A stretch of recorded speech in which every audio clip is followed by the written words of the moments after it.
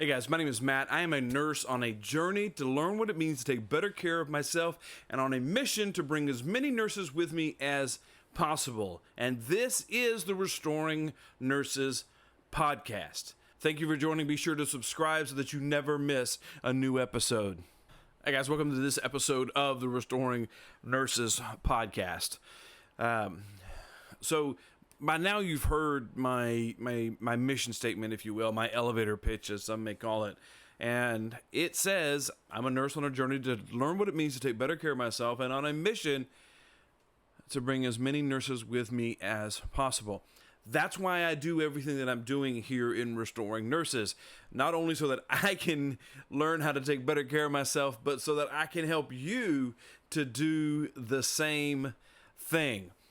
So if I'm going to do that, I thought that it would be beneficial today to share my personal journey. And for the sake of organization, I'm going to kind of break it down based on the 5 domains of self-care: physical, mental, spiritual, relational, and financial health. So starting off with physical health. I remember as a kid being chubby. Okay. I won't say that I was, an obese child. I don't think that it was that bad. But I just always remember being chubby. I wasn't one of those skinny little kids. I remember when my pants, my jeans being, they had slim, regular, and husky. Or as I always internalized it, slim, regular, and fat little kid. That was me. I wore husky jeans. And I always felt like that. I always felt like that little kid in the husky jeans. I remember in high school, I was always bigger than all of my friends. When all of my friends were 120 to 135 pounds, I was like 165, 170. And when I look back at pictures of myself in high school, I was not fat at all. I was actually quite thin. I was just bigger built.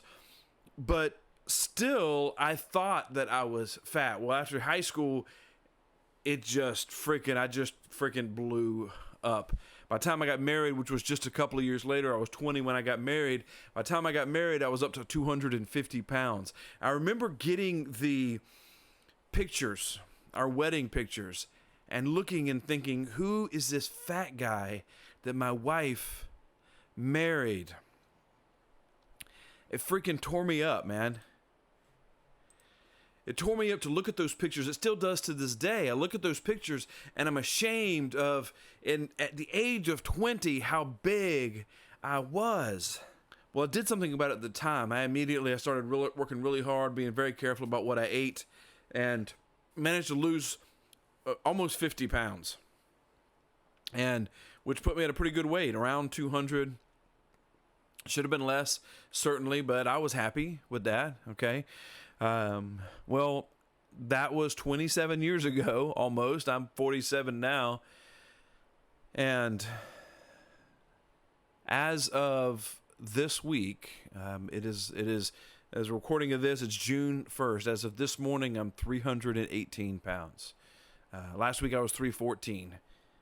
This weekend I picked up 4 pounds. That was a holiday weekend. I could make all sort of excuses. The bottom line is I am, by any definition, morbidly obese. Now, this does not say that I hate myself, and I'm all for body positivity. I think that people should love themselves regardless of how they are built. But here's the deal: I am not healthy. I know that. I have high blood pressure.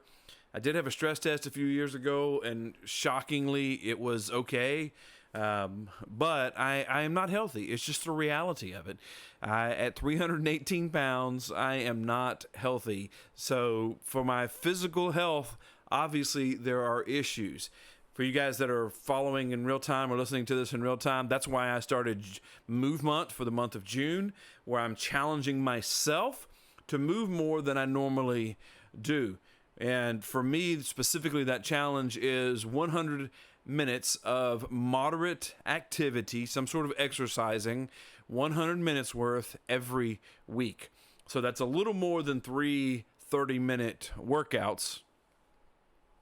My eventual goal is to get to 150 to 300 minutes every week, but I'm starting with 100, a goal that I feel like I can probably achieve, and then I'll build it up from there. So that's my physical health. Moving on to the next domain is mental health.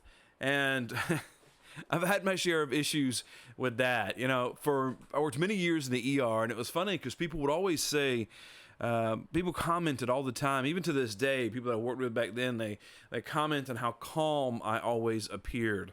And I wasn't faking it. I mean, it just really was. I just never really got excited or worked up about things in the ER. I just focused and did what needed to be done. Some years later, many years later,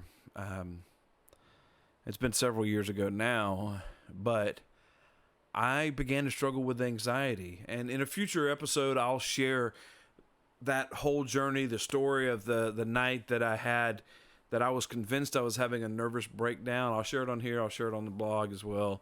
And the struggle with anxiety night after night after night, every single night for quite some time after that. And I'll share that in an upcoming episode. But today, let's just say, suffice it to say, that I had some significant struggles with anxiety. Now, I was able to work through them, but to this day, I'll still get anxious every now and then, but I'm able to work myself through it now. You know, I'm able to look at the reality of a situation and go, you know what? That thing you're afraid of isn't real. It could be. And we can deal with that thing when it happens. But right now, that thing that you're afraid of, Matt, I'm talking to myself, and this may apply in your life as well. I can't say. But for me, I learned to look at these things that were happening, these things that I was afraid of, these things that were making me anxious, and recognize the truth or the lack of truth in them. So that was my struggle with anxiety. Go back about, about 4 or 5 years now, maybe 6.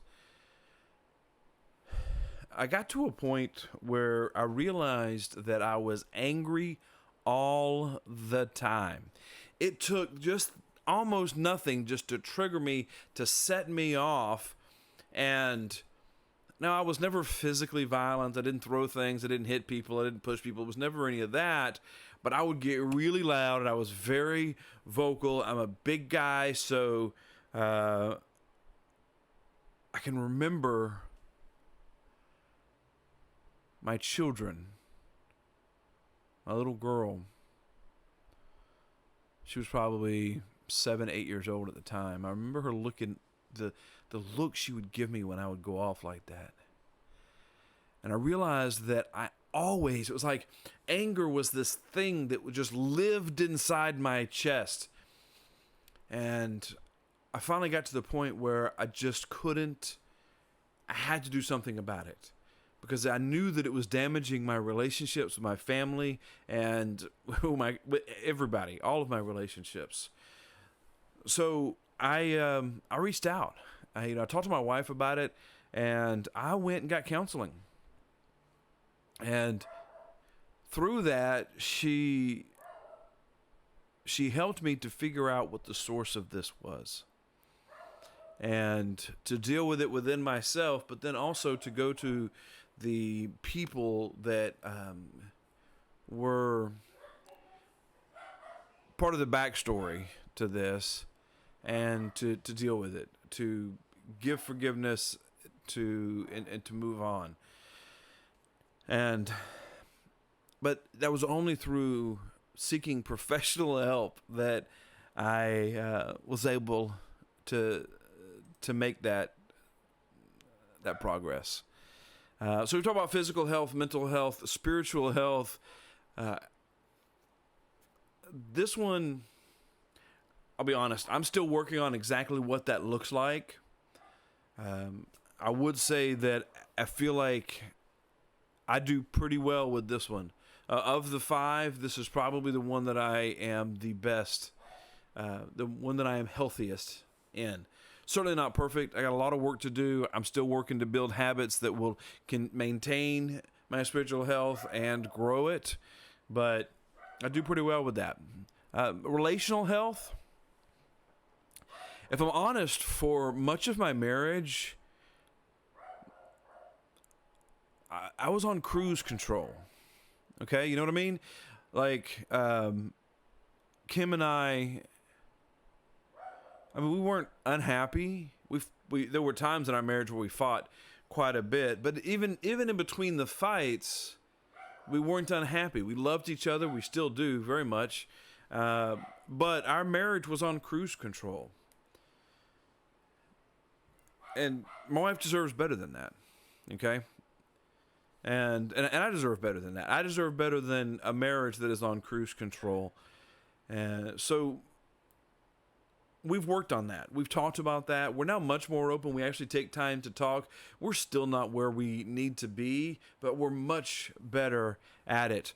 One of the things that this past Sunday, my boss for Nurses Week, gave me a $50 Outback gift card. And so my wife and I used that this past Sunday to go on a date night. Kim and I talk about this all the time, but we almost never do it. But it was awesome. It was awesome just to get away with the two of us. We love our family. You know, we love our daughter, our son, and our soon-to-be daughter-in-law. We love spending time with them. But it was really good to be away from them, to spend time just with us. And I'm extremely grateful for that. And I look forward to doing more of that. My relationship with my kids, I would say, is pretty healthy. Again, when I was going through that phase where I was struggling with my own mental health and with this anger that just always was within me, unfortunately, I worry that did some damage to the relationship with my kids.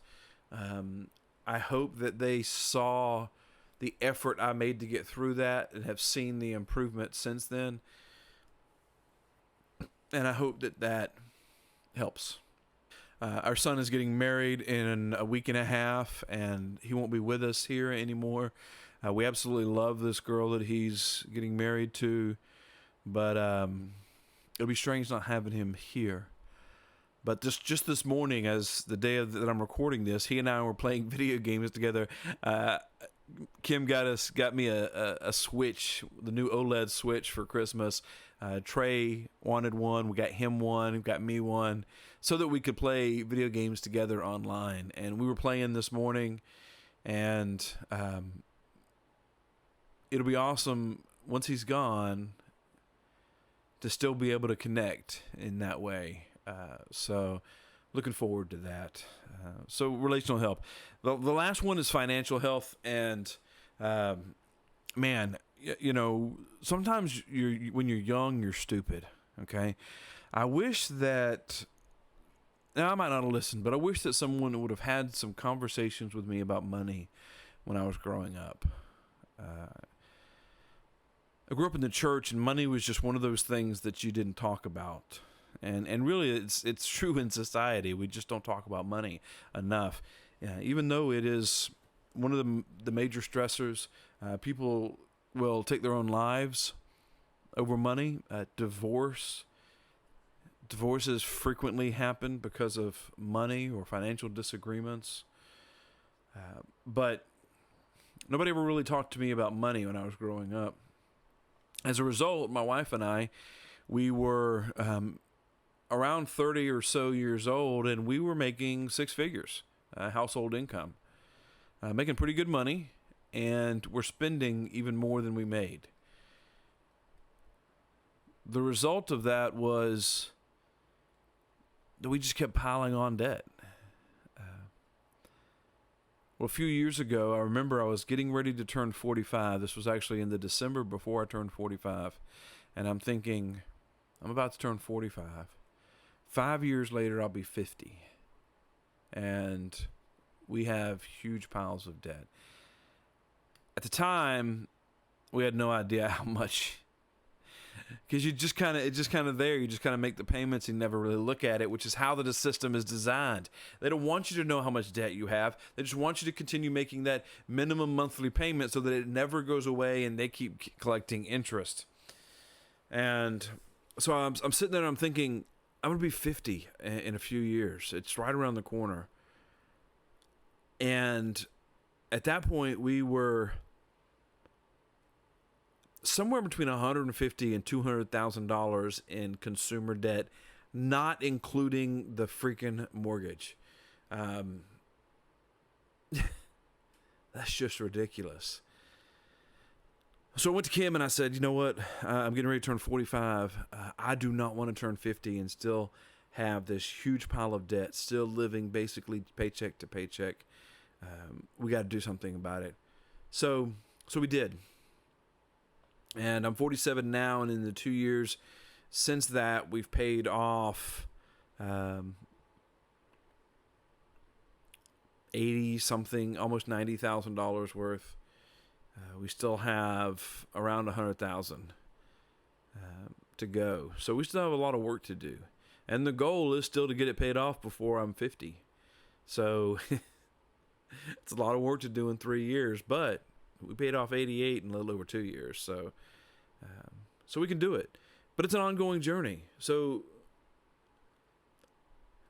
the deal is, the whole idea with Restoring Nurses is helping nurses to establish these habits, whether it's a every other week date night with your spouse or partner, or a monthly date night or date day or whatever with each of your kids individually, because they deserve that individual attention. Or maybe it's a weekly budget meeting where you're actually planning what your money is going to do, not just tracking where it went. Maybe it's your spiritual health, and you decide, I'm going to go to church, or I'm going to read my Bible more, I'm going to pray more, whatever it is. Your mental health habits, physical health habits. My whole thing here is that I want to learn the habits that will help me to maintain and improve my health in all 5 of these areas, and I want to help you to do the same thing. This is my journey. I share all of this because I am on a journey to learn what it means to take better care of myself, and I'm on a mission to bring as many nurses with me as possible. If I'm on a journey, that means you guys got to know where I'm starting. So there it is. I've laid it all out there. I hope that sharing this openly helps you guys. And I hope that you'll join me. Go check out the website, restoringnurses.com. Download the self-care guide that's there. I'm working on a new ebook aimed specifically at helping you to bust through the biggest barriers that are keeping you from taking better care of yourself. And that'll be out hopefully in the next couple of weeks, as of the time of recording this. That's my journey. And you guys, my fellow nurses, are my mission. Thank you so much for checking out this episode of the Restoring Nurses podcast. I hope you found the information helpful, and more importantly, I hope that you will use that information to begin or to enhance your journey to take better care of yourself. Thank you. Again, my name is Matt. I am a nurse on a journey to learn what it means to take better care of myself, and on a mission to bring as many nurses with me as possible. You can follow my journey and learn more about my mission at restoringnurses.com. Check it out today.